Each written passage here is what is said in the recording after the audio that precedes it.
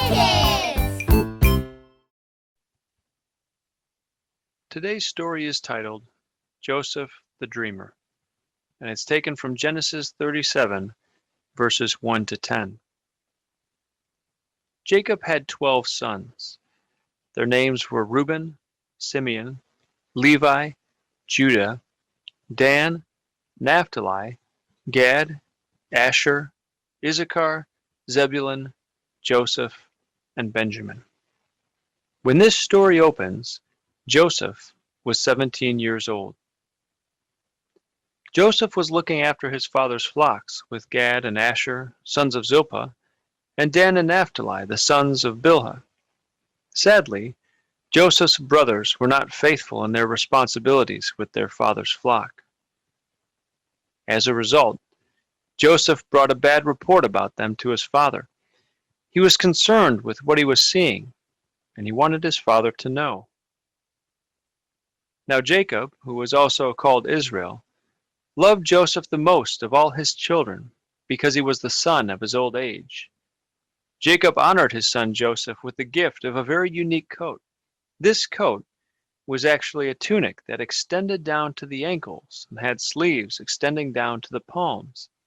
It marked Joseph out as having a very special role in his family and set him apart from his brethren.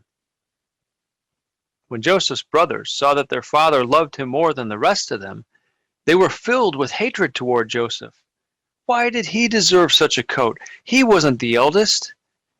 They hated him so much that they couldn't even speak kindly to him. The situation in the family was moving from bad to worse. Joseph and his father Jacob shared a very special relationship. It was a relationship that Jacob didn't have with any of his other sons. Yet it was not only Jacob who would set Joseph apart from his brethren.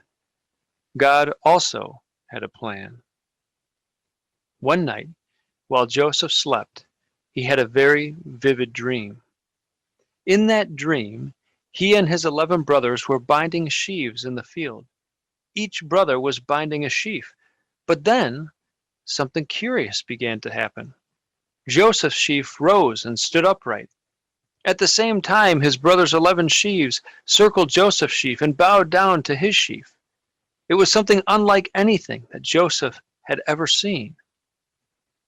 Joseph was so amazed by his dream that he felt compelled to share it with his brethren. He told them all about the dream that he had. He walked through it in detail, showing them how all of their sheaves had bowed down to his. As he did this, he found that no one else shared the excitement that he had. Instead, he was met with the ire of his brethren. If they hated him before, they loathed him now. In contempt, they retorted, "Do you really think that you will reign over us, or that you will have dominion over us?" They hated Joseph even more for his dreams and for his words. But Joseph's dreams continued. He had another dream. In this dream, Joseph saw the sun, the moon, and 11 stars. Similar to the dream of the sheaves, these celestial bodies made obeisance to Joseph. He simply couldn't believe it. What did it all mean? Just as he did with the first dream, Joseph shared the contents of this second dream with his brothers. As he walked through the dream with them, the brothers could tell that this dream also spoke of them. They saw themselves in the 11 stars, and this drew even more negativity from Joseph's brothers toward him. They envied him for the position of authority that his dream would suggest. Joseph also shared his dream with his father Jacob. He listened intently to what Joseph shared and tried to understand the meaning. As soon as his father put the pieces together, he rebuked Joseph and said, "What kind of dream is this? Do you really think that I, your mother, and your brethren will bow down to the earth before you?" But as Jacob had opportunity to think further, he pondered it more deeply and kept the matter in mind. What was it that God had in store?